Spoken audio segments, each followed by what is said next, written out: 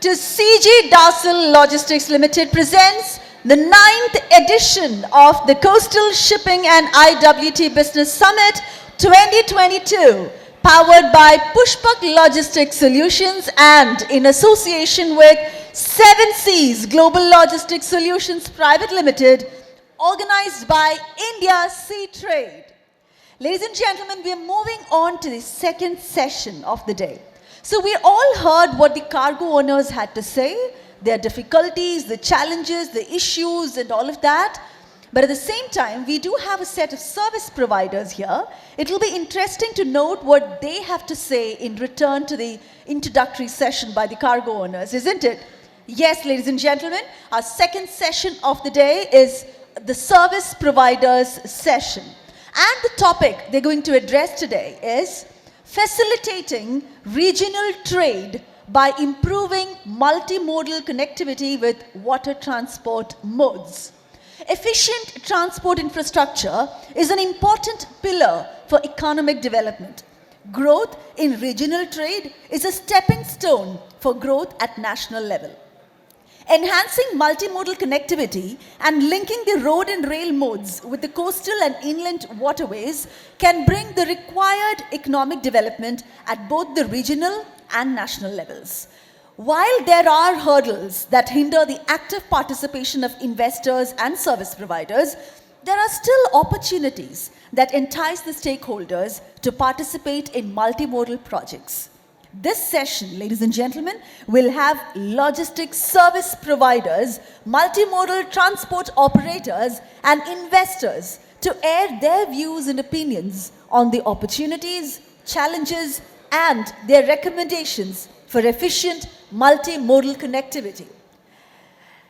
As it immediately succeeds the initial session by cargo owners, it will be interesting to observe their views. So, to debate, discuss, deliberate on this particular topic, let me invite. Thank you so much, ladies and gentlemen, for bearing with us. I was reminded of those days in college when I used to be on stage and suddenly the mic goes off and you can hear the howling start from one end. And then I'm like, oh, please don't embarrass me. But then you guys have been so nice. Thank you so much for patiently waiting. And we are back. As they say, we all love technology until it runs on us or it turns around on us. So that's what happened right now. It's just turned around on us, but it's back. And we are back with this session, all right? So I was just about to invite the panelists of the second session when this entire hiatus happened. So let me just proceed with that. Ladies and gentlemen, please put your hands together to welcome the first speaker of the second session, the service provider session, Mr. Biju Thomas, Managing Director, 7 Seas Global Logistics Solutions Private Limited. Mr. Biju Thomas graduated from MG University in Kerala and holds an MBA in Shipping Management from NPI, Mumbai.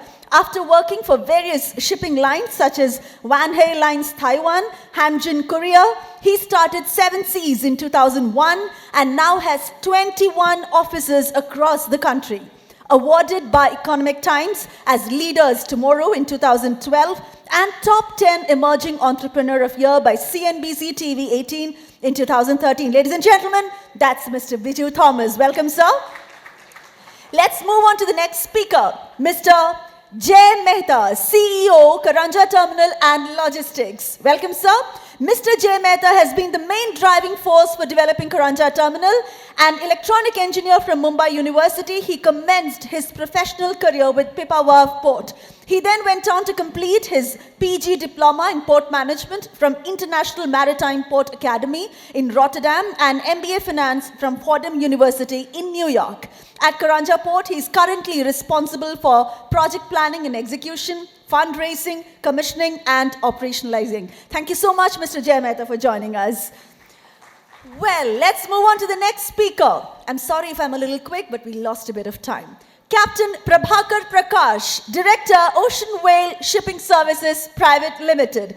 Captain Prabhakar Prakash joined Merchant Navy in the year 1999 as a deck cadet with P&O Bulk Shipping and later shifted to gas carriers working with BW Gas, Maersk Tankers, Anglo-Eastern Ship Management, and Synergy Maritime. Captain Prakash established Ocean Whale Shipping Services along with his brother in 2016, with the main focus being on transportation through inland waterways, IBP route, and coastal shipping. Ladies and gentlemen, Captain Prabhakar Prakash with us. Next, may I invite Mr. Praveen Joseph, CEO, DP World, Cochin. Mr. Praveen Joseph, ladies and gentlemen, has a BTech in Mechanical Engineering degree and is a member of the Institute of Chartered Shipbrokers, UK. He has more than 20 years of diverse experience in logistics with focus on 3PL, ocean freight, port and terminal management, liner shipping, air freight, customs clearance, and warehousing. He has worked with organizations like Aspinwall & Co., Panalpina World Transport, and DHL Global Forwarding in India and abroad. Ladies and gentlemen, Mr. Praveen Joseph with us. Mr. Amit Dhawan, Senior General Manager, Freight Forwarding and Coastal, CJ Dassel Logistics Limited.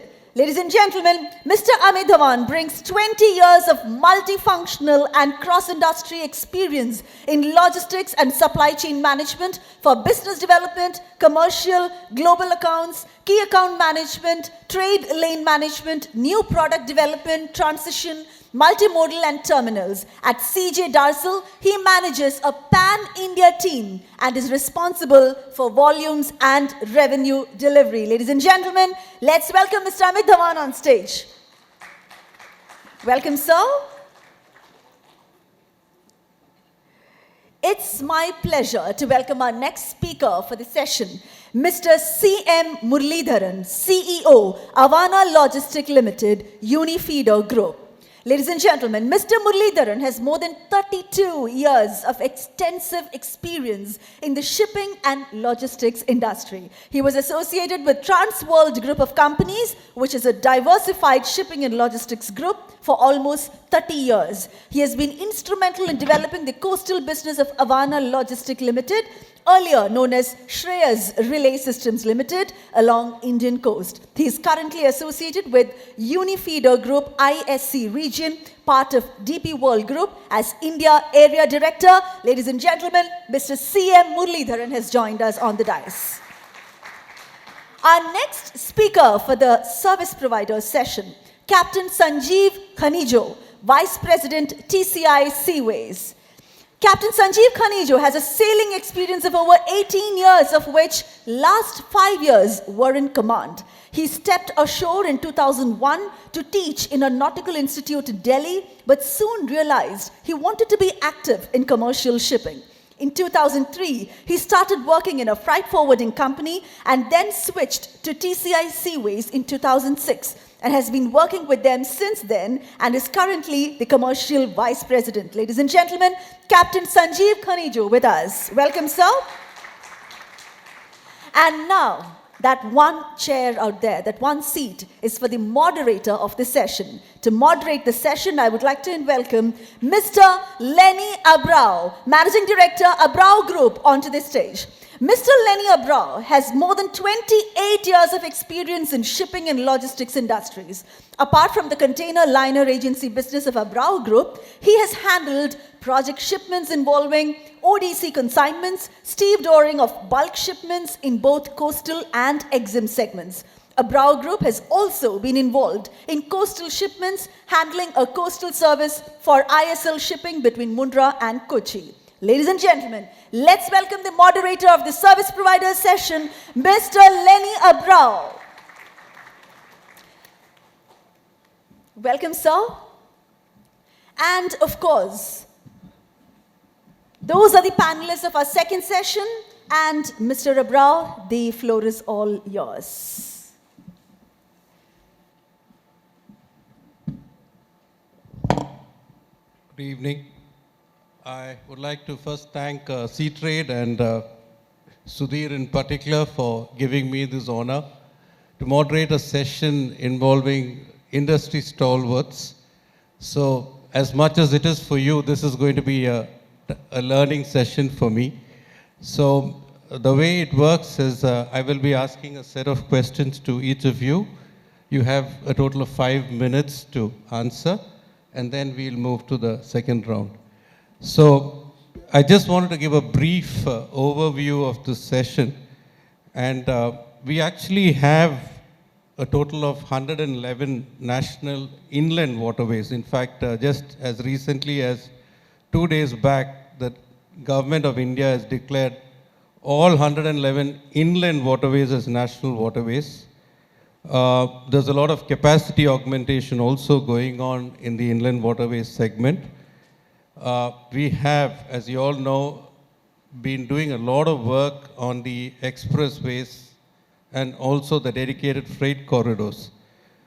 And therefore, as a country today, we are actually looking at a paradigm shift in the way cargo is going to be transported. I am primarily in EXIM, so for me, coastal shipping has always meant moving EXIM cargo using coastal shipping to bring about the connectivity and more service options for Indian exporters.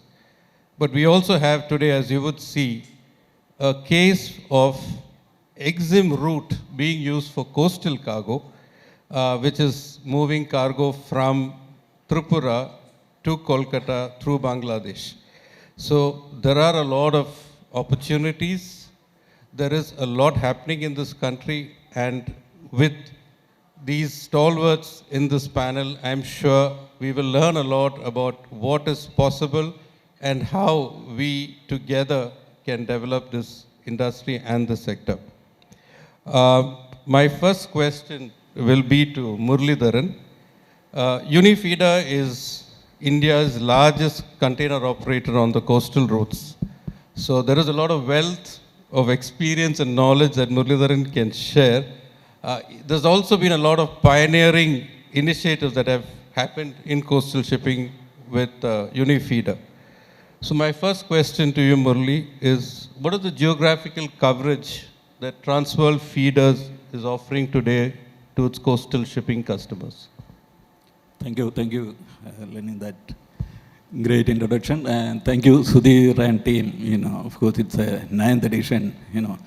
It's really happy to see that this kind of participation, and of course, the important topic is coastal. Lenin, of course, my introduction has been happened. I am from Unifeeder. Unifeeder is part of DP World Group. Unifeeder is one of the largest feeder operator in the world now. We are operating around 150 plus vessels across world. And of course, now it's one of the largest coastal multimodal operator in India. India, we have deployed a total 11 Indian flag vessels, and we are connecting the entire 12 major ports. The service is in line with the Government of India DEEM project Sagarmala. We are providing a weekly service from Gujarat to all ports south, east. It's connecting all south, east, west. So previous section was very interesting. There was a lot of doubts in their mind. So let me just explain to you how we are positioned today in India as a Unifeeder. We operate these 11 ships within Indian coast, and our ships can carry coastal as well as the feeder EXIM cargo. So there was a doubt whether we can move the cargo from east to west coast. Yes, we are connecting all these ships for coastal as well as the EXIM cargo. This is a regular service, weekly service. The issue another issue, even the challenge which we are facing is the transit, because the issue is our 11 ships, the capacity is vary from 7,000 to 32,000 ton, So there are a lot of restrictions in the East Coast, especially in Haldia and Calcutta, there are restrictions. So what we are doing currently now, we have deployed all our larger ships from Gujarat to up to Chennai and Tuticorin, Cochin, this area where we can operate with the maximum draft. And there are 2 smaller ships we deployed there in the East Coast because of this restriction. So what we have to do, we carry the cargo from Gujarat to up to Chennai. We offload everything either in Chennai somewhere that, currently we are operating from Chennai port, Chennai terminal. we will have to offload all these Haldia, Calcutta, Dashin cargo in Chennai, then transship into Haldia in another vessel. So that takes a little time, and as we all know, like even the previous speakers also mentioned, the vessel cannot go directly, it has to go via Sri Lanka. So there will be a lot of, those kind of challenges which is beyond our control. But at least we are operating a fixed day weekly service from all over these, ports. This is the kind of service we are providing. As far as coastal is concerned, yes, for the coastal customers, we are providing an end-to-end solution. Like our intention is like the customer, let them handle their core business. The logistic part we can take care of from the point to point. So we are providing a complete solution. Pick up the cargo from their doorstep, deliver wherever the final destination. So in between that, the complete logistic part, we are taking care as a unifeeder, group. For that, we have around 65,000 plus containers in our group, which can use for these coastal as well as EXIM. It's a various type of containers, like whether it is dry container, reefer, even tank, open top. So means today, it's not like we can carry only a particular commodity. We can carry any commodity. We have those kind of facility. We have those kind of containers available to provide that customers, whether it is over dimension cargo, normal cargo, we can carry that.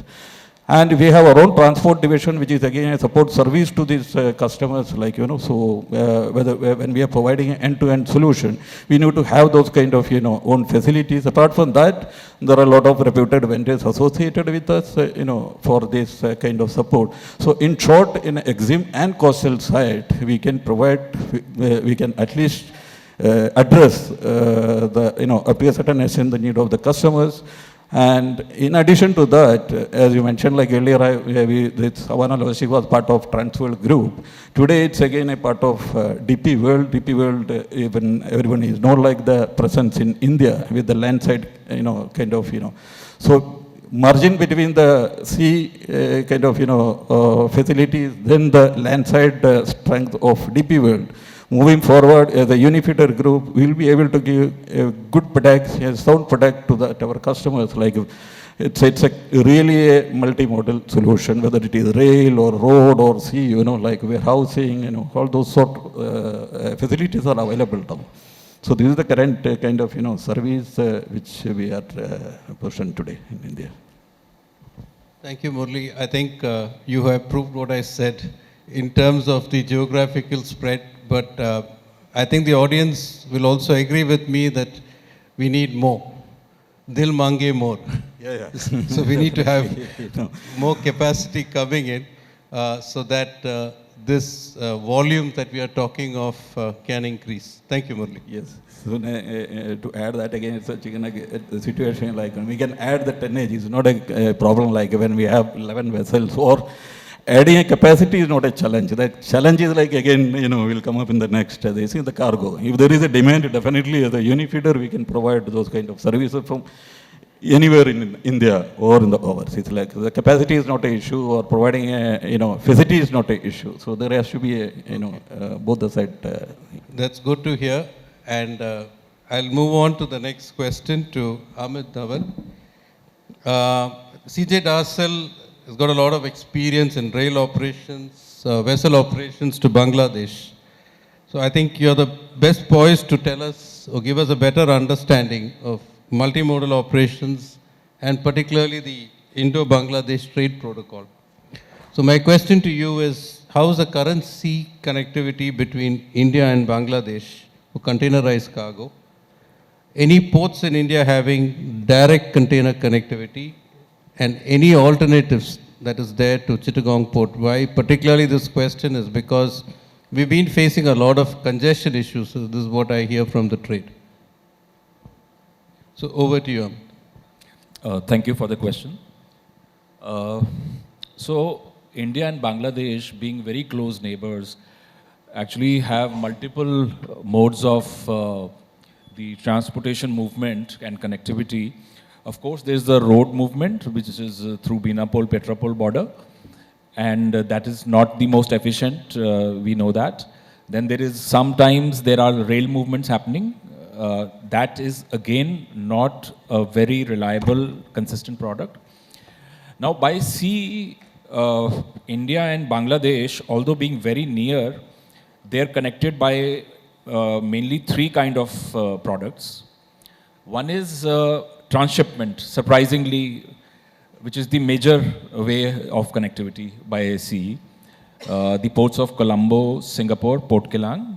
The cargo, let us say, even from as near as Kolkata or Chennai, Vizag, goes to Colombo or Singapore and then goes into Chittagong.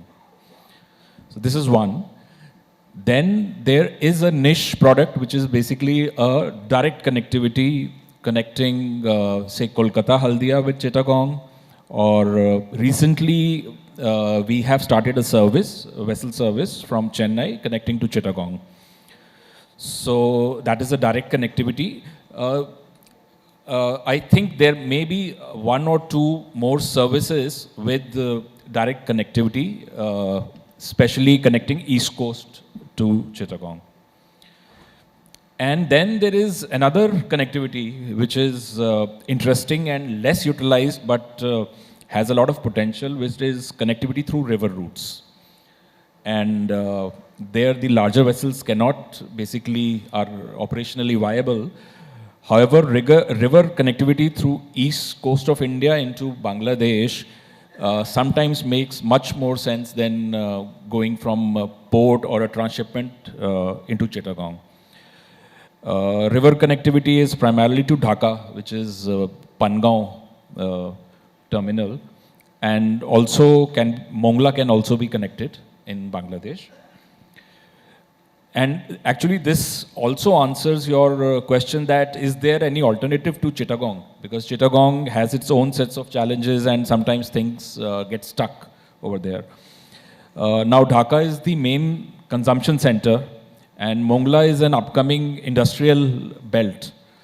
And when the connectivity both for bulk and containers is there, so this can be and should be an area which will add impetus to the India-Bangladesh trade in the coming times. Thank you. Thank you. How big are these vessels that would take it to Dhaka through the river in terms of, say, container capacity? In terms of container capacity, using the river route, we find somewhere around 50 to 70, 80 TUs, that 100 TUs, that kind of capacity. But there's a lot of increase now in cargo going into Bangladesh. So this could be one of the alternatives that could be pushed. This alternative is being accepted because it is bringing down the cost of logistics very significantly. The earlier cargo going into Chittagong, then handling and going into Dhaka by road. And that compared to it going directly into Dhaka by water. So the cost advantage is significant. Thank you. So I think we will see an increase in these volumes. Yeah, absolutely. DP World is a key player in coastal shipping. Praveen, you can correct me if my number is wrong. More than 40% of its volume is coming from coastal. So we look forward to your inputs on this discussion and of course for the trade. Did you find an increase in the handling of coastal vessels at IGTPL during the last 2 years? Thanks, Lenny. So I think just taking a step back from your question, I think it's a travesty that we talk about coastal shipping only when we face an issue with our regular transportation modes. Or we talk about it as a solution to some of the problems which we face with the usual transportation modes, which is surface transportation, road and rail. So for a country like a lot of my fellow speakers said, with close to 8,000 kilometers of coastline and about 14,000 kilometers of inland waterways, I think coastal shipping is something which needs to be spoken about in its own right. And I'm waiting for that time to come. Hopefully that will happen in my generation. And that is when I think there will be a paradigm shift in the way we look at this whole mode of transport. So I think modal mix in our country is often a topic of debate. We are all aware of it. We have a very skewed modal mix, 60% road, about 30 or 35% rail, and maybe 5 or 6% coastal. And the government has stated that they want to increase the share of coastal traffic to at least 12% by 2025, and then take it up to maybe 20% in the future, because that is the level of the share of coastal business in countries which are advanced in this, like, let's say, China or Japan or Italy. The advantages of coastal shipping, I think, is very, very clear. There's no need to repeat it, but in short, it is cost efficient, meaning that your cost per kilometer or your cost per ton is the cheapest in coastal shipping. It's energy efficient, which means it uses the least energy per kilometer of transport. And it is eco-friendly, meaning that it emits the least carbon per kilometer transported.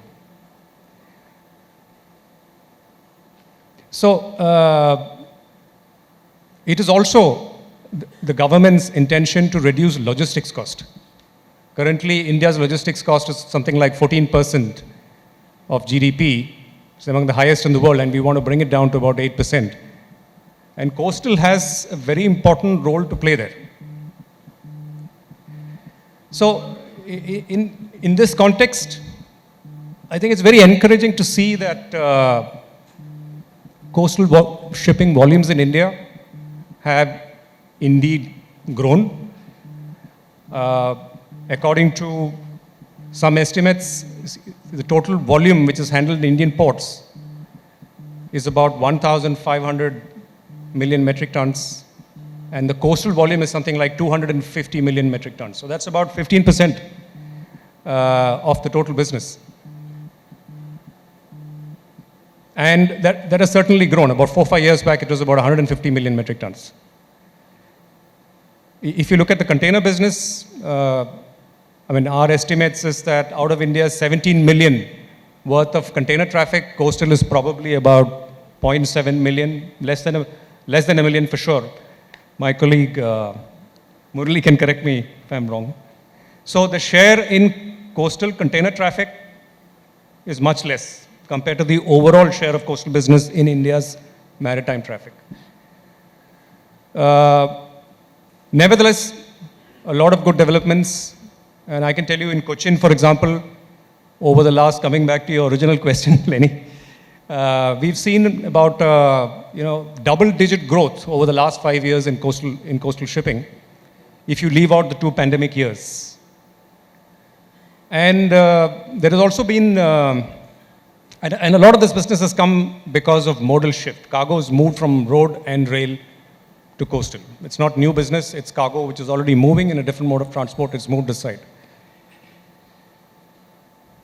And another improvement which we've seen is earlier in the coastal business, cargo was always one way. It was always moving from north to south. 100% of the cargo was moving north to south, and the ships used to go back empty. But that situation has changed. It's still heavily in favor of north-south, but it's around 80-20 now. So, in short, overall, there has been a tremendous increase, I would say, in the awareness and the appreciation of coastal shipping as a very viable means of transport. So, however, over the last couple of years, we've seen that there's kind of a reversal of trend. So, you asked me, has it increased, etc. And there are several reasons for it. So one is, of course, coastal as a mode of transport in India starts with a disadvantage, because we have a peninsular geography. So when we say we have a 7,000 meter coastline or kilometer coastline, it is not straight. It's curved. So what that means is sometimes, even if the distance is very high, it might be faster for a cargo to move by land.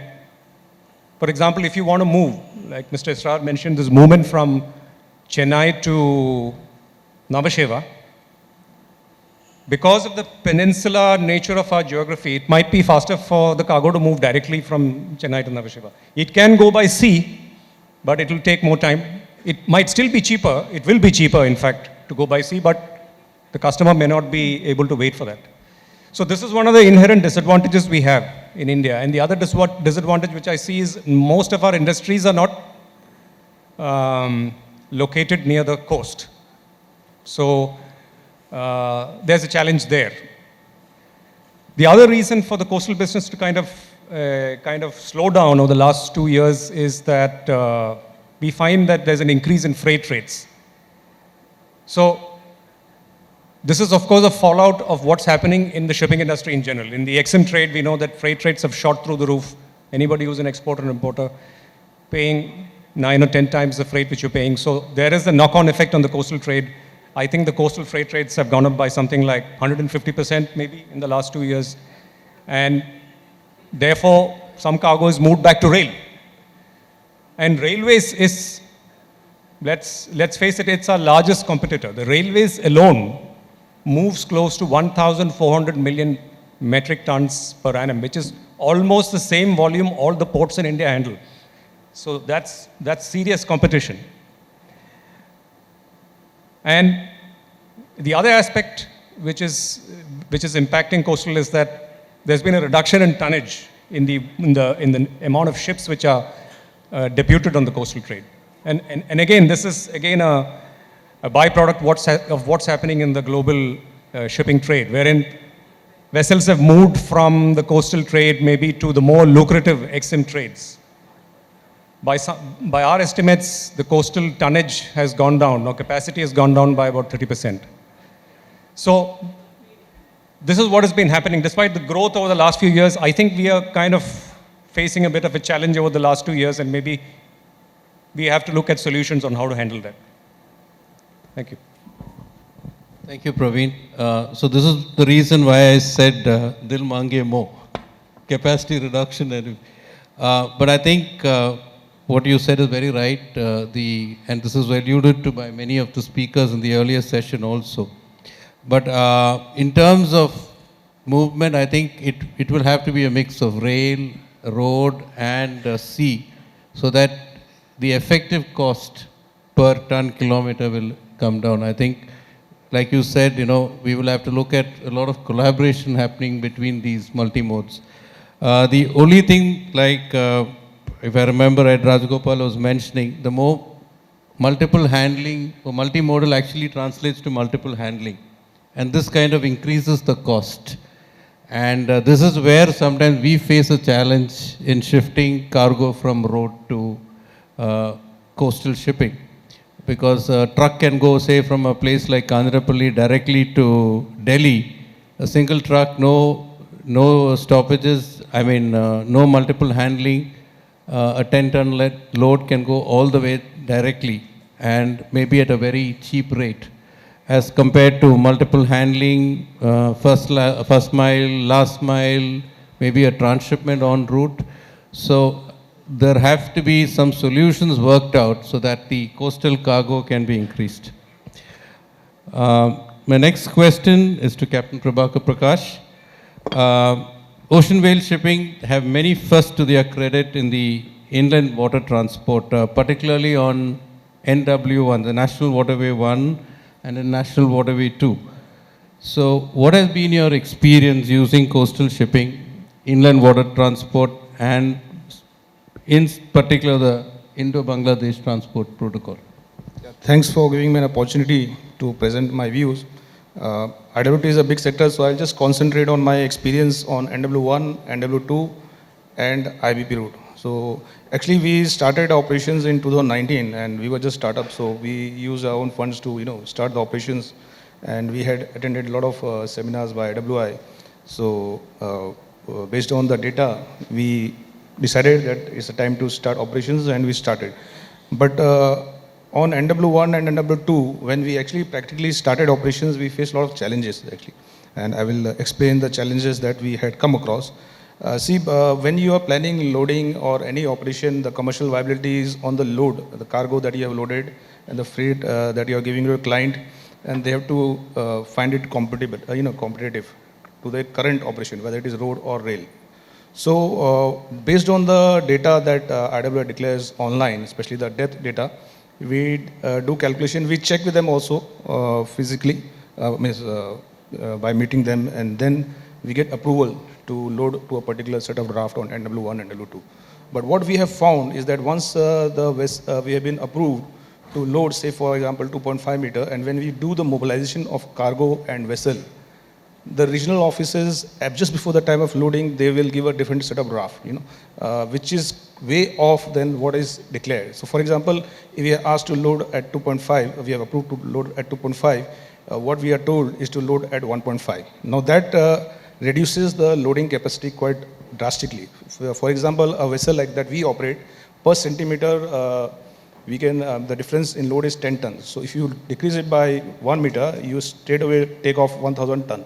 Apart from loss of revenue, what happens to us with the client is that the unloaded cargo has to be again delivered back to where we have picked it. So the entire operation becomes unviable, and a lot of losses we have incurred. That was in 2019. So what we thought, maybe because we have gone from Calcutta to Varanasi, let's go little down, maybe the depths are better. Again, when we did the operations, same set of problems we faced. The depths declared is different than what is actual. We came further down to Farakka. We loaded aggregate for a reputed company, Railway Ballast for Bangladesh, Narayanganj, and the same problem encountered there also. Then we thought that Brahmaputra is a deep river, this problem will not happen. We convinced a mine owner to use waterways and transport cargo to Narayanganj directly. And there also, unfortunately, there too, the depths that time it was declared 3 meters, but we were told that you can load only 1.8. Otherwise, the international permission for taking the vessel outside will not be granted. So ultimately, we had to load 1.5 meters and take the cargo. And in 2019, then we decided that let's stop this operation because commercially it's not viable, and we are startup. We were drying up all our funds, so we focused on IBP route. And IBP route, I'm glad that what happened is that in the IBP route, you have the infrastructure in place. You have your depths which are maintained. Bangladeshi barges load up to 4.5 meters. Our barges 3 meters, and mainly we utilized Jindal ITF barges, which are quite efficient. So we developed our business starting from one barge, and now we have a fleet of 8 barges which are operating successfully on IBP route, competing with Bangladeshi freight, despite our OPEX is higher. The only model that we have utilized, because myself being a mariner, we are doing a lot of micromanagement day to day, from the operations to the fuel, whatever cost of, whatever factors which increase the OPEX, we have brought down to minimum, and we have made an efficient operation. Like say, if the normal barges are taking 10-15 days to reach Dhaka, we make sure that they do it in 6 days, though we tell our clients that we'll do it in 7 days.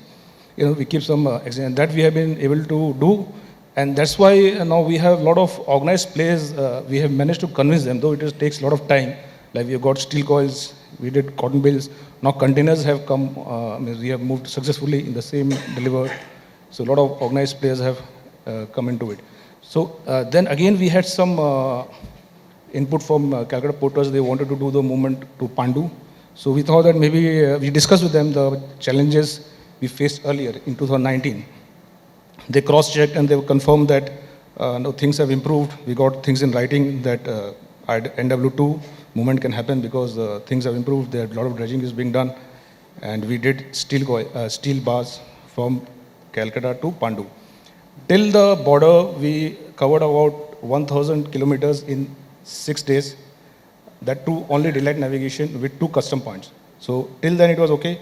Again, the moment we came to the area where Indian interests were on the Bangladeshi side also and on the Indian side, that is a place called Chilimari, which is close to 500 kilometers north of Sirajganj. So till there we had no problem, and the vessel was only loaded to a draft of 2 meters. We were approved for 2.5 meters, but the moment we entered the area, the vessels were getting grounded.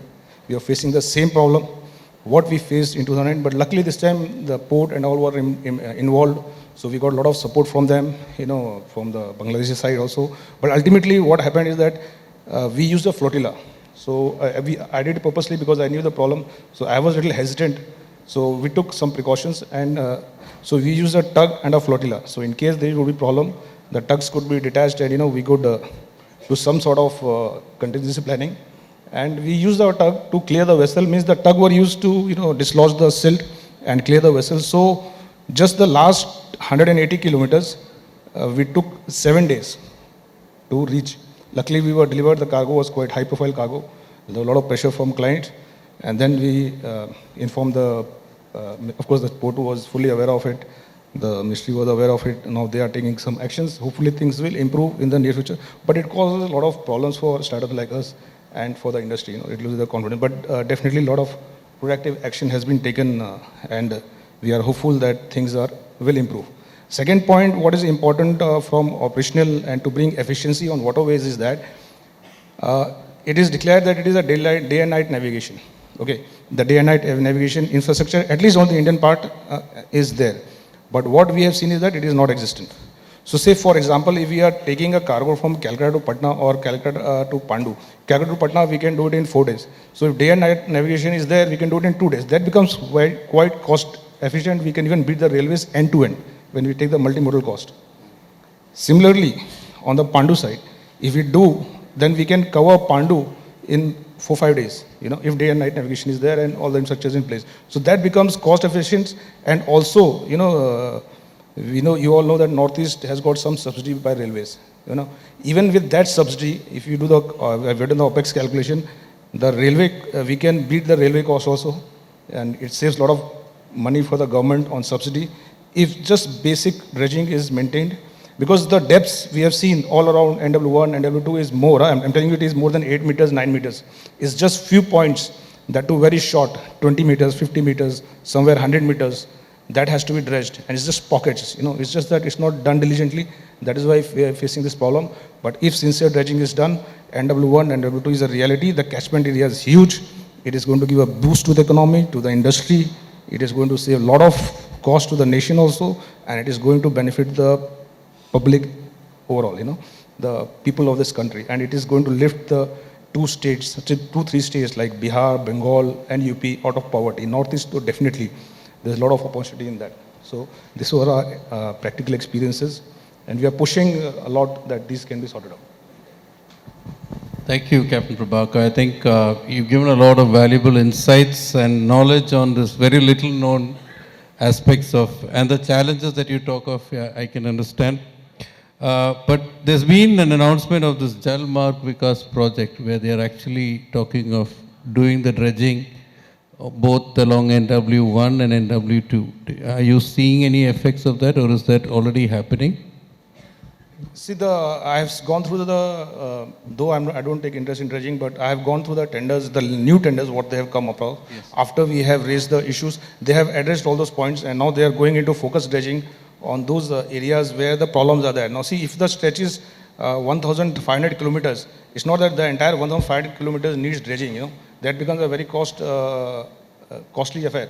It is just the bottlenecks, so those have to be dredged. If that is done, it's a fantastic mode of transportation that can be utilized. Same problem is there on NW2. In fact, on NW2, what we have recorded on the EcoSonda, because we are monitoring the passage quite closely, the depths in most of the places on NW2 is more than 10 meters. There are only 3 locations from the Indian border to Pandu. Just 3 locations where there are patches of 1.5, 1.6 meter in lean season. We did this operation in February. So in the most of the year, this depth problem will not be there. And apart from what we have decided is that now, since we have invested a lot in these areas, we have planned that one vessel on NW1 and one vessel on NW2 has to be operated, even if it is a little loss making, with a little low draft, so that continuous pressure on the dredging can be maintained. And we being from the same marine industry, and monitoring our voyages and recording the data, we are sure that we are going to maintain the pressure on dredging on these sectors, because we already have a now as established business on the IBP route. So we want to leverage that to start NW1 and NW2. That's a very positive and encouraging sentiment. I just hope that the dredging goes on as they have promised. Thank you again. My next question is to Jay Mehta. Karanja terminal, I think you are targeted most of the types of cargo, and now you're also looking at containers. With your proximity to Navi Mumbai, what are your views on coastal shipping flourishing with the growth of such terminals coming up? Indeed, Lenny. Thank you for your question, and good afternoon, everyone. And so Karanja Terminal is a brand new port and logistics facility which has come online barely months before COVID. So of course there was 24 months of near non-activity. But because not many people in the room might have heard about this, I might just ask for liberty to play a 1-minute video which will sort of familiarize you with the facility, and it will put in perspective a lot of stuff that I might say after the video. May I please request the technical team to play the video? Karanja Port is a world-class, state-of-the-art, multi-purpose port and logistics facility located in the heart of the Mumbai region. Mumbai is not only the commercial and the financial capital of the country, but maritime trade-wise, it is also a gateway to 8 landlocked states and serves over 500 million people. Welcome to Karanja Port. It is a vision of the company to provide world-class maritime logistics services at competitive pricing to its customers. The service offering will range from standalone port services to transportation logistics, warehousing and distribution, cold chain facilities, and a high-tech, environment-friendly ship repair facility to address the repair needs of mini bulk carriers and high-end marine crafts. Backed by a passionate board and management team and supported by the best location, it is our singular aim to deliver value to all our stakeholders. Thank you. Thank you. So coming back to the question, Lenny, and at the risk of repeating some of the data points that Praveen might have mentioned, during the course of his response, again, first to highlight the points of opportunity or the demand side of the coastal shipping scenario. Number one, again, coming back to India, 7,500 kilometers long coastline, huge potential but largely untapped. Second, India ranks at number 44 in the World Bank's Logistical Performance Index. Again, significant progress over the last 5 years, but still plenty of room for improvement. Number three, the cost of moving domestic cargo around the country, which is in India today about 13 to 14% of the GDP versus 7 to 8% in some of the other countries in the developed world. As a country, more than 200 non-major ports, but barely a handful of them really functional in the true sense of the word. And finally, India as a country handles 1.5 billion tons of cargo through its ports. Only 10 to 12% of this contributes towards the coastal waterways. Given all of this, the need for coastal waterway and the enhancement of that mode of transport is clearly there, is clearly felt, and I'm sure the government recognizes that. But in order to increase the share of coastal shipping in the domestic goods movement, we need one crucial piece in the puzzle, which is availability of high quality port infrastructure to handle coastal vessels. Now, coastal vessels are, for obvious commercial reasons, not an area of priority for the major ports. So there has to be dedicated infrastructure that is designed and developed to handle the vessels of the size of coastal parcel sizes. So the Karanja port, in the scheme of things, is one such port that has been constructed, designed and developed to handle coastal vessels of about 6-meter draft, about 5,000 DWT. So ideal for carrying small parcel size that, for example, Reliance mentioned in the earlier session. apart from having the infrastructure or a port, that does not guarantee the success of such movement. You also need two very critical support factors. Number one is absolutely critical and important first and last mile connectivity to the port. And the second, the presence of an industrial cluster or what you call a cargo catchment area. So for a coastal, so like I said, we have 7,500 kilometers of coastline. A port is needed every 150 to 200 kilometers of the coastline. But for these ports, when developed to succeed, we also need the connectivity. We also need an industrial cluster or a cargo catchment area within a 200 kilometer radius of these ports. So, to ensure, however, the success, like the government has been taking very, very active policy measures. Number one, for example, the coastal berth scheme that they came out, where they subsidize development of coastal berths dedicated for handling that kind of cargo. Second is also what you call the National Waterway Scheme. The Inland Waterway Authority of India has nominated more than 100 coastal waterways as national waterways. That's like giving them a status of national highway. The Dharantar Creek, where Karanja Port is located, is one such national waterway, the NW10. The government is taking active steps to enhance the navigability or the navigation potential of the creek to be able to have more cargo go through the creek. So finally, in terms of Karanja, there's many more such facilities needed. I think the government initiatives will over the years help. It is going to take time and creating first and last mile connectivity is going to remain a challenge. Karanja as a location, by virtue of where it is blessed in that sense. It has excellent first and last mile connectivity to the state and the national highway network. It is only 3 kilometers away from an upcoming rail line. But for other ports that may be in the future developed along the Indian coastline, establishing connectivity, developing the road network is going to remain a significant challenge, which of course will have to be dealt with on an ongoing basis. So in my view, Lenny, coming back to your question, the need for infrastructure is clearly there. The demand is there. Supply is going to be some bit of a challenge, but I think we will get there with the right policy push and support from the government. I think this is not something that is unachievable. It might take 3, 5, 10 years, but we are slowly getting to the target, like Praveen mentioned, to be able to handle not 10, but maybe 15% or 20% of the total cargo as coastal cargo. But yes, and Karanja, to that sense, has been catering to this particular segment. We as a port very cleanly dovetails with the government Sagarmala vision. We have since our inception, and we really have started handling serious amount of cargo over the past 11 or 12 month period. And within this short span, we have established a clear viability for movement of commodities between, let's say, Gujarat and ourselves. We are currently moving cement from Gujarat ports to Karanja for consumption in the Navi Mumbai area. Cement is manufactured in Gujarat, got to Mumbai for consumption. We are moving steel from Gujarat to ourselves. And there are many more such commodities, bentonite, river sand, which will eventually, over the course of next few months, will successfully move from other ports in Gujarat into Karanja. And finally, we are also looking to gradually move into moving containers by the coastal waterways.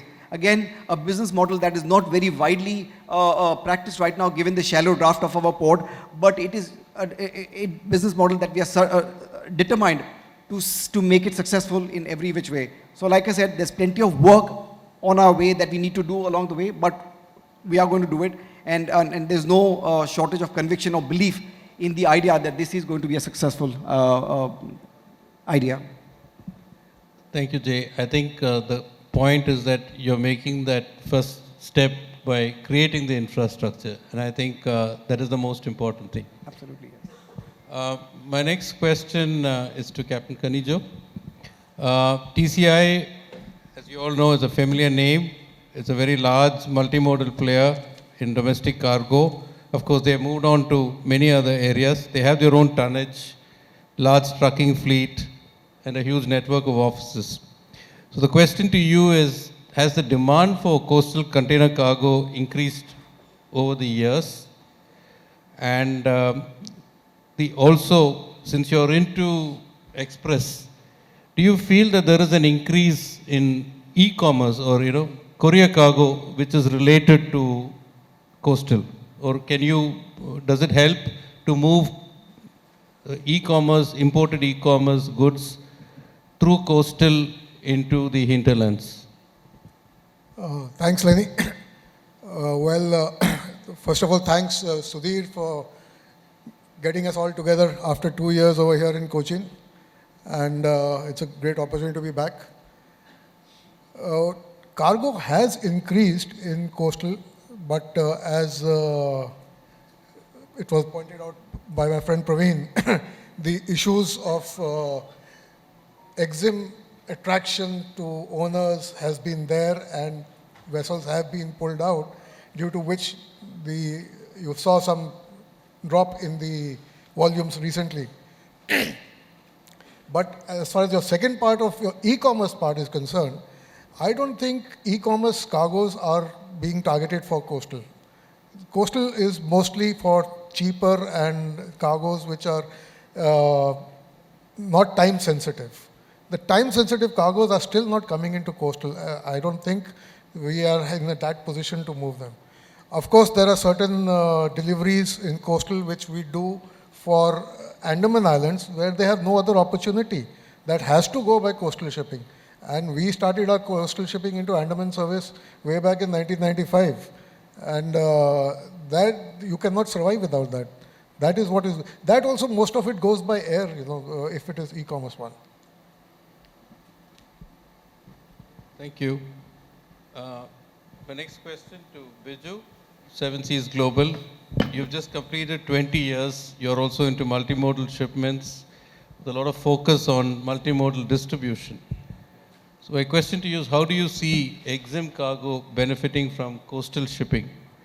Does the movement of EXIM cargo on coastal routes give a benefit for exporters? I think the discussion that has been happening over here or all over India around logistics. Sorry, this is not my voice. I have a bad throat. Don't think I'm putting a bass on my voice.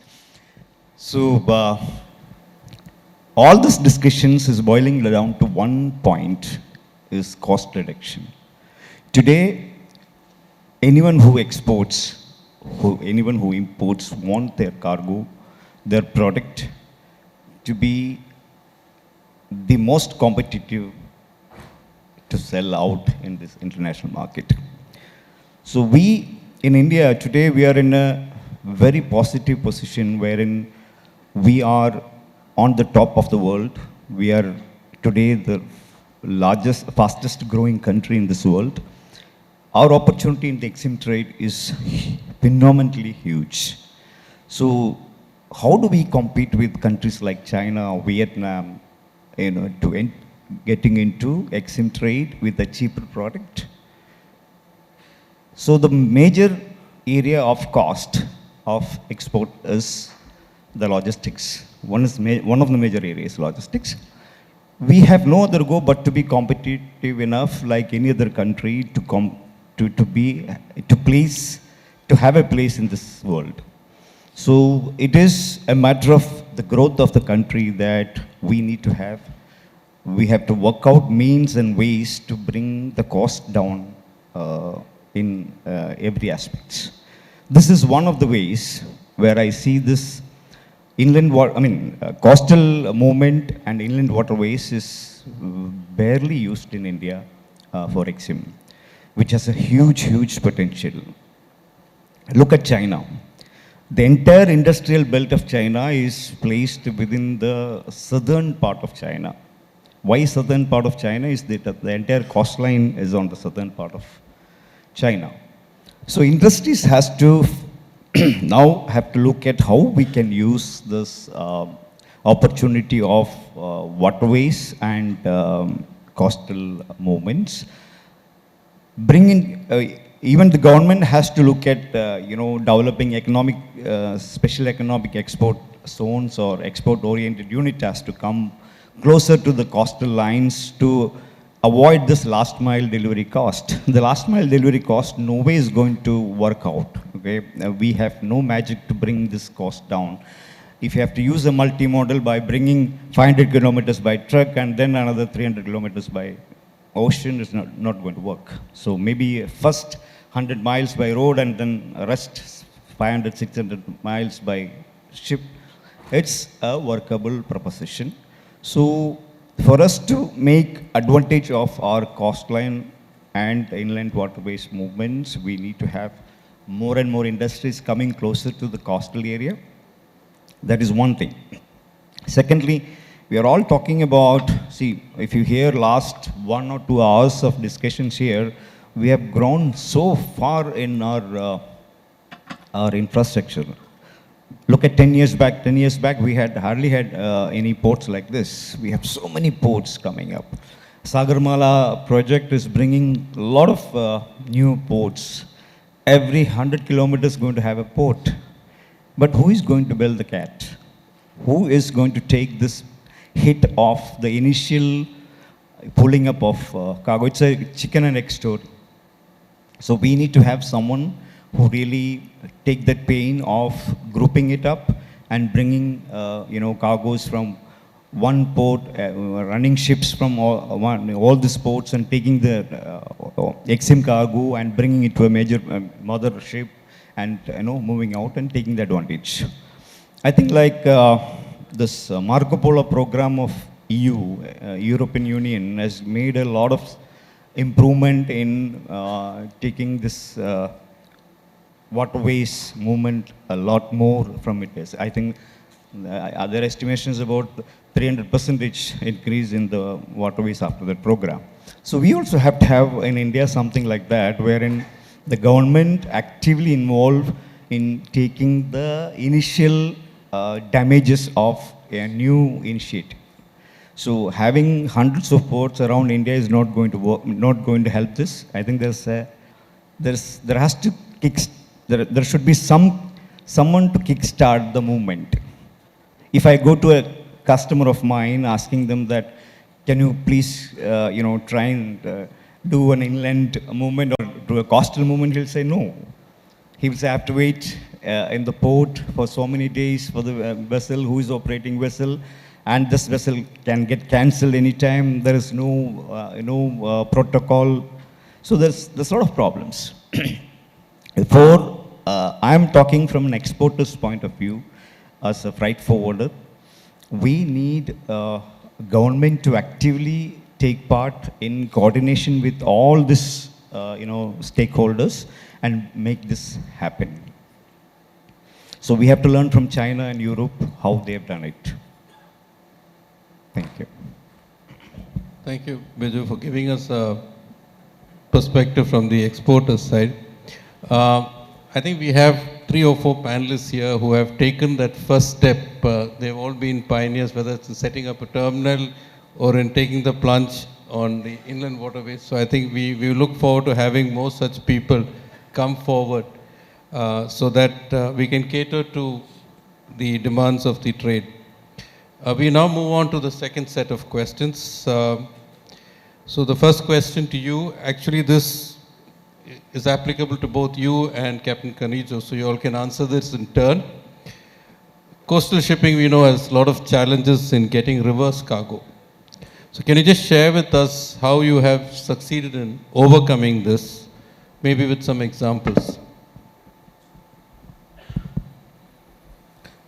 Yes, so Lenin, that is the main challenge for the coastal operators. Even we have been talking like many years, like the return cargo. But I must say there is a improvement, because the couple of years back, the model was 100%, the vessels were full from western region to southeast. But whereas we used to carry 5% cargo in the return leg, and rest 95% air. But that ratio has been changed into at least 75-25%. So today the scenario is like 100% is full from there, and we are getting at least a 25% cargo from in the southeast for the return leg. That thanks to few PSU committees also, like BPCL, the new refinery which they have started here in Cochin, we have got that award, tender award for moving the petrochemicals in a liquid containers. It's one of the decent volume from Cochin to Gujarat. Apart from that, IOCL and FCI, yes, but still there is a huge potential because if you look at the scenario, like it's not like there is no industries available in east and south sector. It's all only not only in west coast. So there is a huge potential, but somehow like every time we are discussing the same issue, but there is a lack of support from this side, the cargo, either it is a PSU or the corporate, like, but the percentage has been gone up, and we hope like with the kind of initiative now the state and central government is taking, definitely there will be a good kind of volume in the coming days. And we are also like, we are also, as I mentioned, like with ready, like, because this is a live example now, the petrochemical movement is just recently started. The tech containers were not available, but we have made the all arrangement for that, to meet that requirement. But still, the FCI GM, Mr. Rajagopal mentioned, like, they are moving 40 million ton cargo within India, and we are getting only 40,000. We are moving from Kakinada to Cochin, and maybe Captain Kanijo's company is moving same volume from Kakinada to Andaman Nicobar. So I don't know what is the percentage, like, 40 million to 40,000 ton in coastal. So even if they keep 1 million ton cargo, to move through the coastal, that is good enough for the coastal operator survival.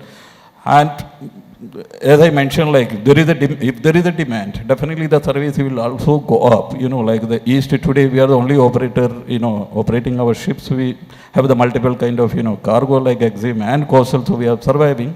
So it's not really, has not gone up that, return leg cargo movement, but there is an improvement. That's a very positive thing to hear. Captain Kanijo.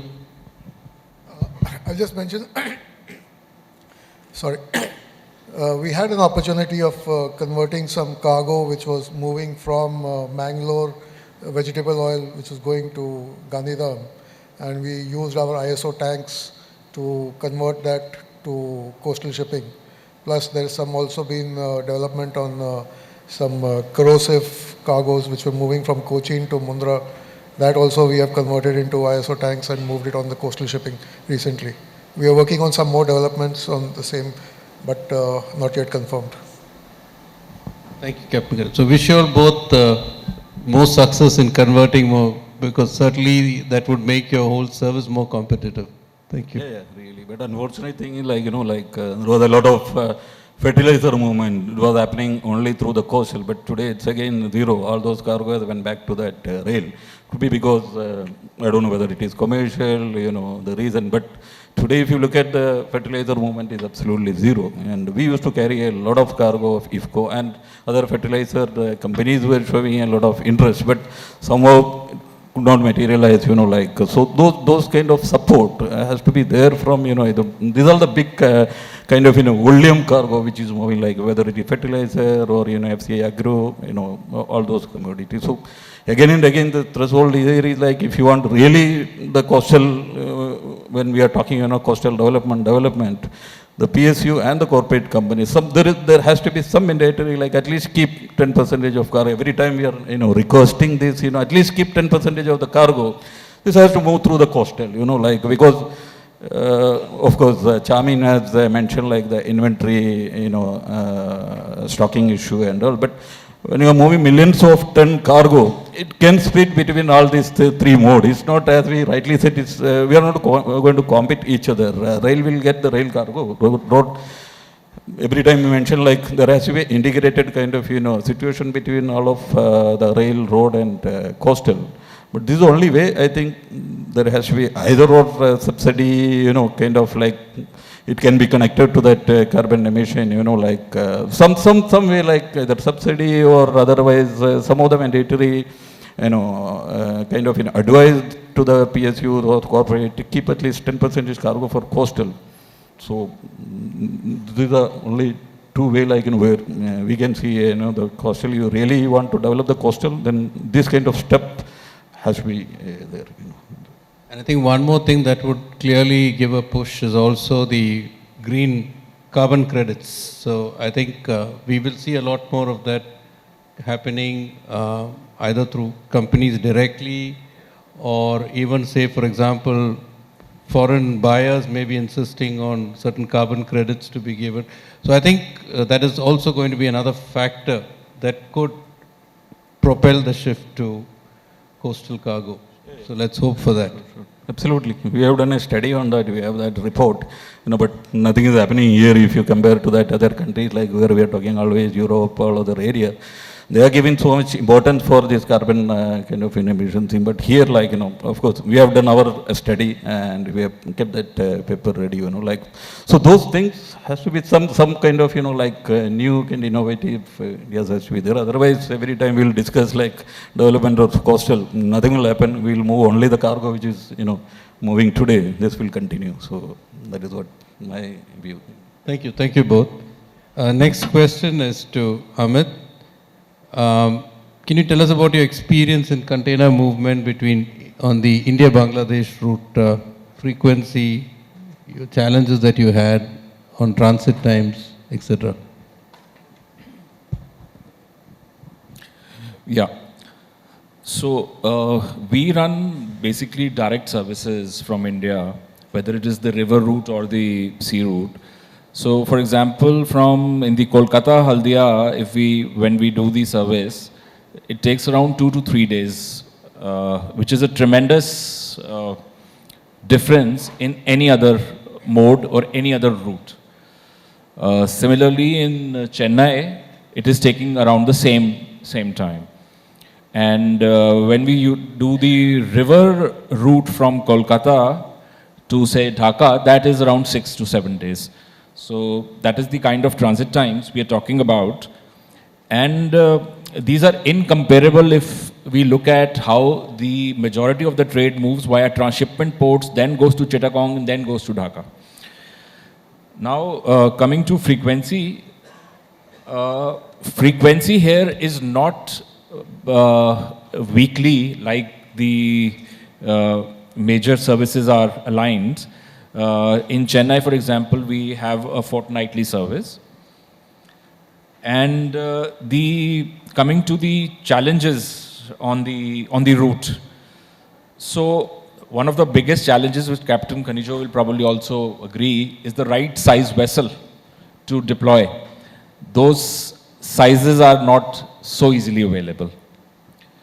Then the challenge of volume. The volume at one particular port, is it sufficient to have a service in place? That is another challenge. So therefore, this gets connected to the right sizing of the vessel that way. Then the load is primarily one way, India to Bangladesh only. Return is very nascent stage. So all the costing will come on the one-way load. So these are some of the challenges. Yeah. Thank you. Thank you, Amit. Praveen, the second question to you is briefly touching upon what both Muralidharan and Captain Khanijo were touching on, subsidy for coastal movement. I think there is some subsidy already existing, right? By the committee had recommended, but that didn't go through by the government. Okay. But what are the benefits that you as IGTPL extends to coastal? So I think from our point of view, the ports and terminals have put their best foot forward as far as supporting coastal business is concerned. At least all the major ports in India and the private container terminals which operate there offer a straight 40% discount on the port charges and the terminal handling charges. So, I mean, if you look at it from our perspective, we have to do the same amount of work whether we move a coastal box or an XM box, but we give a 40% discount. The same with the port. So I think that's probably the biggest facilitation which you can see in the market. Other than that, so it's not, again, we spoke about cargo moving from one coast to the other coast. Sometimes you don't have ships which go all the way. So transshipment in coastal is as important as XM transshipment. So you can't have cargo from Calcutta going all the way to Mundra may not be possible. So you might have to transship it at an intermediate port. So we are happy to have provided that service to the trade. Also thanks to our customers, we provide preferential transshipment rates so that the trade can, a customer who has something to go from, let's say, Calcutta to Mundra, actually makes it happen through the coastal mode, and he doesn't choose the road mode. And for that, we give them a preferential transshipment rate. We also, so another characteristic of the coastal business is that while, you know, cargo can move from Gujarat to Kerala by water, and once it lands in the port in Cochin, it again goes by road to the final destination. So like somebody mentioned, it doesn't make sense. So we have to promote water movement within the state as well. So in Kerala, for example, from Cochin to the northern part of Kerala or the southern part of Kerala, Kerala is blessed with so much of waterways. We should be utilizing that. So to promote that, we have given preferential, again, it's again transshipment rates and various other facilities like additional free time, flexible cutoff time, also things like, I mean, these days, because of the chaos happening post-COVID, vessel schedules it's totally chaotic. And we have vessels not coming on time, coming bunched up, etc. Quite often, containers which are stacked for one vessel don't go on that vessel, go on another vessel. So we incur a lot of costs moving those containers within the terminal, but more often than not, we try not to charge those costs because it will again act as a dampener to the trade. So it's nominated for one vessel, it goes on another vessel, we incur a cost, but we don't charge the customer for that. We try and give as much facilitation as possible, again, the same kind of things to help develop return cargo. So like Murli and team and Captain Kanijo's team has worked really hard to get return cargo. We try to work with them to give them as much facilitation as possible. We'll continue to work with them. I don't know whether you can call it facilitation, but when a coastal vessel calls our terminal, there is EXIM cargo in our terminal, which moves to other ports in India. So that cargo also moves on the same coastal vessel. So it helps to fully utilize the coastal vessel. You don't just depend on coastal business, but you also depend on EXIM cargo. Let's say there's coastal business moving from Cochin to Tuticorin. There's also EXIM business moving from Cochin to Tuticorin. So it helps that EXIM business which the port has helps fill up helps the better utilization of the vessels and reduces the cost per unit for the service provider. And we talk about priority to coastal services. I think as far as Cochin is concerned, a coastal vessel gets as much priority as a mainliner or an EXIM vessel. We even have a dedicated gate for coastal containers to enter our terminal so that they are not mixed with EXIM boxes and get delayed because of that. So these are some of the facilities which we offer, and I think just coming back to the challenge of, the recent challenge we are facing in coastal, maybe if you allow me, I'd like to say a couple of things about that, about probably some suggestions on, what we could think of. So like everybody knows, and my friends Murli and Captain Karijo know very well, coastal is not a door-to-door service. It's not an end-to-end service. So it needs to be, there has to be a first mile and last mile. There are very few industries in India which are located on the coast where you can just pick up a container, put it on a ship, it goes to the destination, you take the container off and goes to the factory. It rarely happens. Like Biju was saying, that happens, it's there in China, but it's not there in India. So it has to be an end-to-end product. And that is what is being offered also. I mean, all the coastal forwarders are indeed offering an end-to-end product. But I think we need to move beyond, end-to-end currently is mostly a container from the door of the customer to the port, on the vessel, destination, again, container from the port to door. We probably need a little more than that. We need inland logistics facilities, which are focused on coastal. So the EXIM trade has got various facilities. You have container freight stations, you have ICDs and whatnot. but the coastal trade has nothing. You don't have any logistics parks. So we need facilities like multimodal logistics parks, not big ticket ones on 100 acres, but at least something on 5-10 acres, which will enable the coastal cargo to be reworked, warehoused, cross-docked, so that a container does not have to move all the way to the factory for it to get reworked and distributed. It can get reworked close to the port, and then it can get distributed from there itself. It does not even have to go to these kind of facilities, I think we need to think about how we can build that. Now, digital. Now, shipping is moving digital.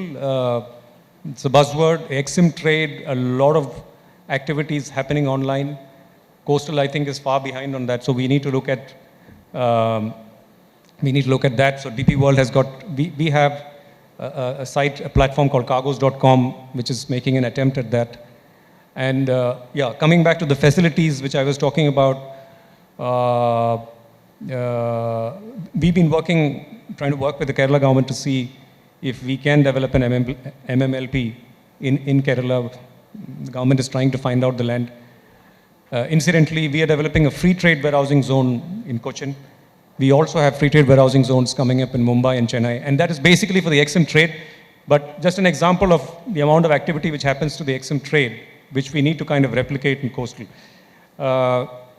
We need infrastructure in the minor ports to be developed. Minor ports are, and now the Kerala Maritime Board is working on developing the minor ports. It is absolutely necessary to ensure that cargo moves on water. Inland water terminals. Now, we are talking about ports, but what about the inland water terminals? I think Kerala, with about 1,900 kilometers of inland waterways, largest inland waterway network in the country, has only one inland water terminal, I think. And there is zero cargo which moves by water to the terminal. Cargo to the inland water terminal moves by road. So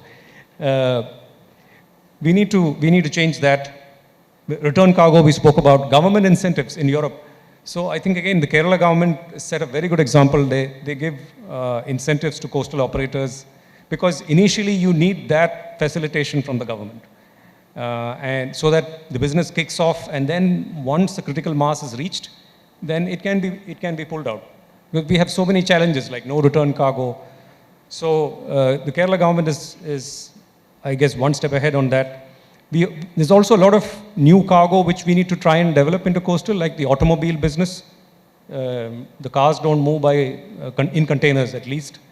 We can target that. Like Murli mentioned, the public sector business, it has to move by coastal. Maybe they have to decide that a certain percentage of that cargo has to move by coastal, like how they give to rail. And then I would request the trade, the exporters and importers, the actual owners of cargo, to consciously support the coastal trade. I know that in the coastal trade, it's not as convenient as having a truck on your doorstep, and when your cargo is ready, it moves out. When you move it on coastal, you have to wait for a couple of days. But then that support is necessary so that you can tomorrow have a coastal service which sails every day from, let's say, Baipur into Cochin. That support is necessary. And tomorrow, like what Lenny was mentioning, the international EXIM trade measures the carbon footprint of transport. And tomorrow, the coastal trade will also have to start measuring that. We will have customers who will say at some point that we want the cargo to move by water because we have a carbon footprint target. And we have to move towards that. We can't overnight change towards that. And then I also have a request to the shipping lines and the operators that look at the coastal trade as a stable source of business. Support it with capacity. The EXIM trade, I believe, is pretty fickle. It can go from one extreme to the other extreme, but the domestic trade is stable. It is there. It's not going to go anywhere. So an earnest request to them to support the coastal trade, and we are with you on that. So sorry, I took a little more time. Thank you, Praveen. So I think very clearly there's initiatives being taken, and like I keep saying, for coastal to survive, we need both coastal and EXIM cargo to travel on the same ship so that there's better utilization, which is what you had alluded to. And I think in terms of India looking at being a transshipment hub, unless and until we have better connectivity between the ports in India, this is going to be difficult. So I think coastal shipping will have this also as a reason to start increasing our capacity. Coming back to you, Jay, what are your plans for handling of coastal vessels at Karanja? Right. So, as I mentioned, we've already started moving some amount of coastal cargo between ports in Gujarat and ourselves. We are also handling project cargo domestically, which is for a consortium of Tata projects and Daewoo Engineering. They are one of the contractors for the Mumbai Trans-Harbour Link, that is the 22-kilometer long bridge which is being built to connect the cities of Mumbai and Navi Mumbai. So that will allow the commute between these two places to be cut from 90 minutes to 20 minutes. So it's a crucial piece of infrastructure for the Mumbai region, and part of that is being constructed by Tata and Daewoo, and that's being constructed at our port. And these sections of the bridge, fabricated sections of the bridge, which is project cargo, are being moved from our port to the actual construction site, which is a few nautical miles away. So in a sense, we are also handling coastal cargo or project cargo on a coastal basis. Currently, it's working out well, but one of the challenges that I would foresee is, like I said, is reverse cargo, which has been widely discussed. That is something that we will need to apply our minds to, that we will need to work on building up. Currently, for the existing set of customers that we are servicing, we don't have this issue because they are needing the vessels to do a certain number of runs within the month. So they want the vessel to be back rather than having discharge another cargo and go on. But as the volumes build up, as we get older as a port, as we handle more volumes, that's when, yes, we will be looking to face the challenge of having reverse cargo, and we'll of course have to find a solution to that, which we don't have immediately at the moment. But so far, it's working well. And like I said, we intend to be a port that serves EXIM cargo as well as be a service provider for coastal cargo as well. Thank you, Jay. And I appreciate the facility that you're providing for the Trans-Harbour Link. I think people from Mumbai will really appreciate you for doing that. It makes me immensely proud to be able to see the very bridge that maybe in a few months we will all be driving on, to be fabricated in front of your eyes. And it's one of the finest and the most critical pieces of infrastructure and complex pieces of infrastructure for India. Thank you. To you, Prabhakar. What are the new developments that the government and service providers like you are working on to increase the inland water transport? Yeah, actually, the major development that is going to happen is by Calcutta Port Trust. They are developing an inland port around 120 kilometers north of Calcutta, which is called Balagad, and that will cater to Durgapur industrial area and also North Bengal. As helping in reducing the logistic cost, also giving a boost to the barging industry, inland water operators. Then already few terminals are already built by Government of India on Varanasi and Sahibganj with all the cargo equipments available. The mobile harbor cranes are there. Only thing is the utilization has to start. Ashuganj on the Bangladesh side, they are developing the port, proper port, which can handle also container and heavy cargo, which is presently cannot be handled by the Ashuganj port. So these are the few developments which will give boost to the IWT trade also and NW1. Then from our side, what we are doing is that we have tied up with Cochin Shipyard and doing building of customized barges for this route, IVP route separate and for NW1 and NW2. So we are hopeful that within 2-3 months, we should start constructing all those barges. So that will help us in boosting our operations on IVP route and NW1. And second important is the Gati Shakti which the government has come out with. That is integrating all the government organizations. So if we have any issue with any organization in the government, we take it either say for example to the port, then through Gati Shakti they have been able to sort out a lot of bottlenecks, especially when we did the Pandu project regarding customs. The moment the problem was brought to them, within one day, it was sorted out, all the documentation and everything. So this type of schemes by government is going to give a good boost to the inland sector, especially for operators like us who are having this practical experience, experiencing bottlenecks, and when we take it up, and when it is getting addressed, same thing has happened with the dredging also. When we took it up, it has been taken in the right context and things are happening. So we are very hopeful of that Gati Shakti will give a boost to the logistics industry, at least the inland water sector, where things are being brought to the government notice and things are happening now. So that is very hopeful. Thank you. So I think in tandem with the government, we are sure that these things can only go improve and progress from here. Thank you. Biju, can you tell us a little more about the customer expectations on basically, once again, on EXIM cargo? Okay.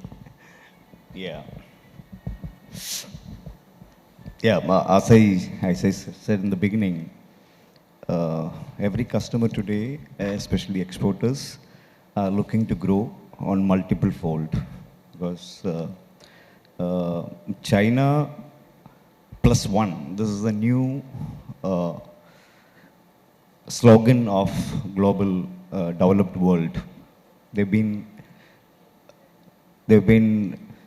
China has been one major source, I'll say one and only source, the major source for most of their commodities, finished goods, white goods.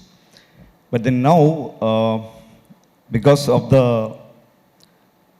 this pandemic has really taught the world a lesson that depending on one country, it can be a big logistical disaster because collapse in the entire supply chain system can bring the whole world on halt. Today, if you look at, US is now facing a huge inflation, which is about 7%, which has never been there in the history of US. So entire world, including India, the inflation has been extremely high. So we can attribute a part of this inflation issue on supply chain, the collapse of supply chain management, which is mainly because the ships were not able to come on the port, ports were closed across the world, certain ports were closed for years, containers were stranded in different part of the globe. So entire supply chain management has collapsed when it comes to shipping. So when it comes to expectation of customers is that when we talk to a lot of exporters out there, we are sitting on a huge chance in India, in the world, to grow as a big exporting country. So looking at the human capital what we have no less than China today. China has its own problems now. It's global issues with strategical issues with the different countries. So India has been looked upon a place where we have another source apart from China for countries like US and Europe. So we will have to take full advantage of that. So customers' expectation is that we will have to bring the cost down on logistics. We will have to increase our infrastructure. We will have to have government supports to make sure that the product produced in India is no way less than what produced in China, and we grow bigger and bigger in our export exit. Thank you, Biju. So with that, we come to the round of questions. Sudhir, do we have time to take questions from the floor?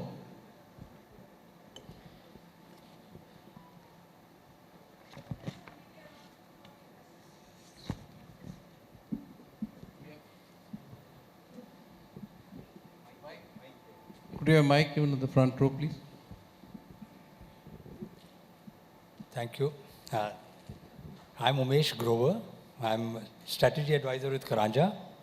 I'm also the Secretary General of Container Freight Station Association of India, and I also advise all cargo logistics. I'm an ex-director Shipping Corporation of India. I have 2-3 very important observations. First, I'll talk on the coastal shipping. Every place in the world, the coastal shipping got a government support. I was here in this conference in 2014. I was the CEO of INSA at that point of time. And the government, I was looking after the policy from the ship owner's point of view. and a subsidy was announced. It was put on the government website and the INSA website. But overnight, it was withdrawn by the government. It was, as far as I remember, some 50 paisa per ton per mile. But it was very skewed because take a vessel taking salt from Kandla to Tuticorin. It will take away a huge amount of subsidy and the amount was limited. They never came back with a... Take the Marco Polo scheme in Europe. It became a success. Coastal shipping picked up in Europe. But people did not take that subsidy, a lot of it, because the trade itself grew and the trade paid back. That was the beauty there. Look at Indonesia. Of course, they have a huge coastline, more than 11,000 kilometers, being small, small islands. I don't know how much kilometer exactly, but they have 11,000 coastal vessels, vis-a-vis 990 or 1,000 coastal vessels in India. Look at our size, and yes, there's a, our geographical layout is such. And we've been talking about one-way cargo, but that you see globally, even for the EXIM trade, it is always one-way cargo. I remember when I was heading container business in SCI, our agent sent something from Antwerp. The freight from China to Europe was $2,000. Coming back, freight free, claim free, and 2 tickets to Malta for a holiday. That used to be the method going on. So coastal shipping needs the support of the government. First thing, that is what I would like to add. Next, I'll reply to Biju's one of the points that the world shipping collapsed, the logistics chain collapsed, the shipping collapsed, and the ports got congested. We can proudly say that India was an exception. None of the things which kept working, the ports working, was the container freight stations, because when the cargo came in, the cargo got evacuated. And the container freight stations were running on 50-55%, came on to 110%, because the consignees could not come forward to take the delivery. But the EXIM vessels kept coming, the 8 cargo kept coming, and there was some vessels calls skipped. But I think kudos to India, that Indian system did not fail because of the warehousing and the CFS system prevailing over there. I'm not selling CFSCI, but this is exactly what had happened. Third one is for Praveen.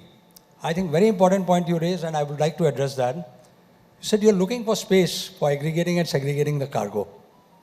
You need infrastructure. What does Gati Shakti say? Gati Shakti, the Prime Minister has announced that not only creating new facilities, but even the existing facilities need to be optimally utilized. Now, after the DPD and the RMS came in, the container freight stations, volumes had dipped, but the volumes are back, but the revenue is dipped drastically, but they're working at 50-55%. That is a state-of-the-art infrastructure created at a huge cost, one of the finest. Now that's underutilized. The good news is that we had been representing to the government, and in the scope shipping meeting, which was held on 3rd of June this year, they have accepted, we gave the inputs for the policy that allow the container freight stations to work as MMLP, as air freight stations, and allow them to handle the coastal cargo. This has been accepted by the government. The framework is on. We have submitted proposal, both NSCFS and CFSA together. Do not create a physical boundary. If you create a physical boundary, 30-35% efficiency will come down. Go on for virtual boundaries. It's all possible with the artificial intelligence, MI, and with the digitization today. You'll have RFID tags separate for coastal cargo, separate for this one. For reefer, you'll have separate. In ports, you're handling today domestic and EXIM. Container freight stations are an extension of the port. So these activities can happen there. Small MSME activities can happen, which are, which are not going to be polluting or which are not environment friendly. Aggregation, segregation, barcoding, labeling, small processing, and moving coastal cargo, moving at coast, and if you want to export it, export it. So what the Secretary of Logistics or the Joint Secretary mentioned in this meeting, that CFS nomenclature will go away and it will probably be LP. Though we don't have multimodal transportation because it is not economical to have a train if you're serving 200 and 250 or 200 because a single mode road is good enough. So this has been accepted. Call it logistics park, call it whatever you want. But allow the trade to use that facility, which is coming. And we are going to be pushing it. It may take 4 months, 6 months, but the government is gaga about it.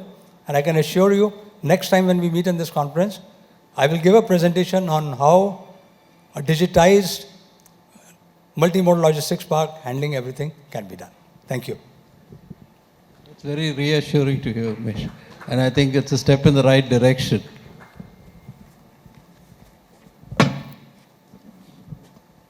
One thing I would like to add up here is that there's a concept called SSS, shorts shipments. So it's very much caught up in US in the ancient times, where the ships moves 50 kilometers, 100 kilometers. The same ships keeps going and keep delivering the goods. So such concepts also can recapitulate. It can come back for Indian kind of in the, especially when the e-commerce demands a lot of movement of cargo. I think the movement of cargo in India is increased multifold after the e-commerce came in. So such kind of facilities where barge moves from smaller port to the port, keep taking and delivering goods in small containers. You don't need to be a 20-foot container or 40-foot container. Such concepts, government should really look at.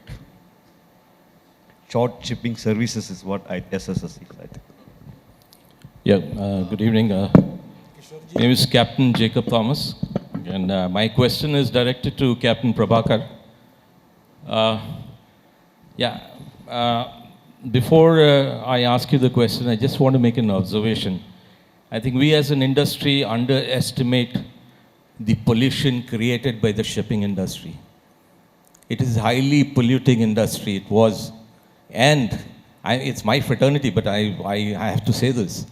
I just made that observation, we have to tighten on the regulations on fuel, etc. So just leave it at that. Captain, I just wanted to ask you, you were talking about the depth in NW2. You said 8 to 10 meters available, and there are shoals.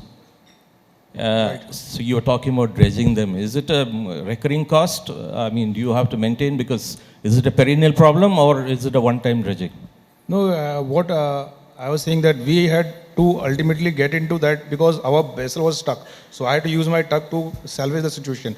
But the dredging is already being contracted by the government of India and Bangladesh to regularly maintain this channel. But somehow the quality is not that good. That is why we are facing this problem. And moreover, what we observed practically on scene is that there was no difference between the channel that has been claimed to dredge and the channel which is not dredged. I mean, there's no marking. So the pilots navigating the vessel in that side, or even the dredging team which came on board to assist, they were lost. They didn't know where the channel was. So basically, things are not happening on the ground, what is being told. Second important thing which you have raised regarding pollution, I'm telling you that this is more environment friendly, because if you come down to the calculation, our vessels don't run on HFO. They are running on diesel oil.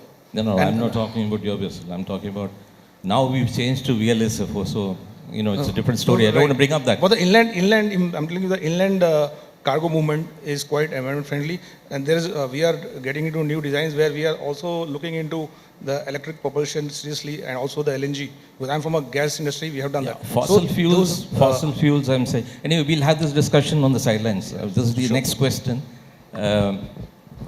Do you need to bunker your barge on the way to, Bangladesh or wherever you go? Could we take this on the sidelines, please? Because okay, there's no we're just time. running into the next. Thank you. Thank you. So thank you all. It's been a very nice and very informative discussion. Thank you all for being there. Thank you so much, sir. I'm really sorry. I know there were a couple of them who wanted to ask questions, but we're drastically running short of time. But you'll get plenty of time to ask them those questions over dinner, all right? So thank you so much. And before we move on to the final session, of course, a big thank you to all the panelists and all the guests on stage, and to present them a memento, I'd like to invite someone on stage, and that's none other than Shri C. Harichandran, Secretary, Deen Dayal Port Authority. May I request you to kindly come on stage and do the honors, sir. Where are the claps? Let's please give him a loud round of applause. Thank you. Welcome, sir. And may I request first Captain Sanjeev Khanijo to kindly come forward and accept this memento on our behalf, please. Thank you so much, sir. Now may I request Mr. C.M. Muralidharan to kindly come forward.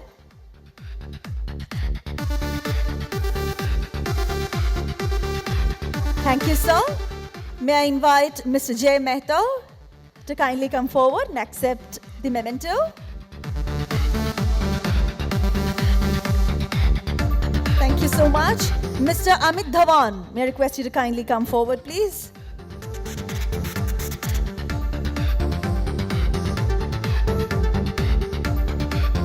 Thank you so much. Mr. Praveen Joseph. Sir, may I please request you to kindly come forward?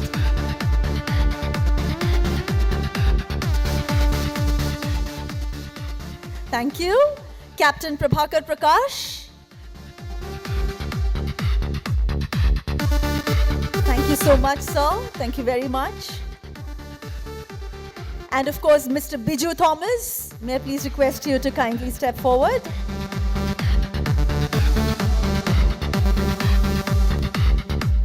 Thank you so much. And of course, the moderator of the session, Mr. Lenny Abrao. May I please request you to kindly come forward, sir?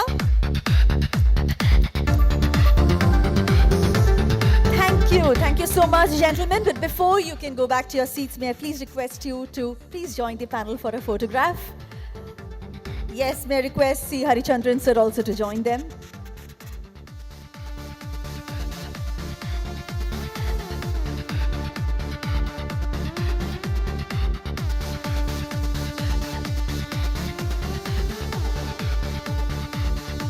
Yes, ladies and gentlemen, let's give them one loud round of applause. Those are the panelists of the second session, service provider session. Thank you so much for joining us on this occasion. Thank you so much. Kindly be seated.